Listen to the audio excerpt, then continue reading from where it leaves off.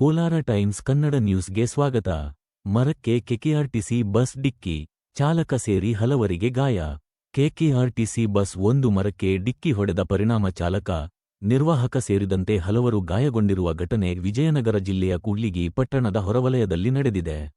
ಅಪಘಾತಕ್ಕೊಳಗಾದ ಬಸ್ನಲ್ಲಿ ವಿದ್ಯಾರ್ಥಿಗಳು ಸೇರಿದಂತೆ ಒಟ್ಟು 62 ಜನರು ಪ್ರಯಾಣಿಸುತ್ತಿದ್ದರು ಎಂದು ತಿಳಿದುಬಂದಿದೆ. ಕೂಡ್ಲಿಗಿ ಘಟಕಕ್ಕೆ ಸೇರಿದ ಬಸ್ ಕಸಾಪುರದಿಂದ ನಗರಕ್ಕೆ ಮರಳುತ್ತಿದ್ದ ವೇಳೆ ಎದುರಿಗೆ ಬರುತ್ತಿದ್ದ ಬೈಕ್ಗೆ ದಾರಿ ಬಿಡಲು ಹೋಗಿ ಚಾಲಕನ ನಿಯಂತ್ರಣ ತಪ್ಪಿ ಬಲಬದಿಯ ಮರಕ್ಕೆ ಡಿಕ್ಕಿ ಹೊಡೆದಿದೆ. ಈ ದುರ್ಘಟನೆಯಲ್ಲಿ ಬಸ್ ಚಾಲಕ ಶಶಿಧರ್ ಅವರ ಬಲಗಾಲಿಗೆ ಗಾಯವಾಗಿದ್ದು, ಮೂಳೆ ಮುರಿತವಾಗಿರುವ ಸಾಧ್ಯತೆಗಳಿವೆ. ನಿರ್ವಾಹಕ ಪಾಟೀಲ್ ಅವರ ಮುಖಕ್ಕೆ ಪೆಟ್ಟು ಬಿದ್ದು ಸಣ್ಣಪುಟ್ಟ ಗಾಯಗಳಾಗಿವೆ. ಪ್ರಯಾಣಿಕರಲ್ಲಿ ಕೆಲವರಿಗೆ ಸಣ್ಣ ಪ್ರಮಾಣದ ಗಾಯಗಳಾಗಿವೆ. ಗಾಯಾಳುಗಳನ್ನು ಕೂಡ್ಲಿಗೆ ಸಾರ್ವಜನಿಕ ಆಸ್ಪತ್ರೆಗೆ ದಾಖಲಿಸಲಾಗಿದೆ.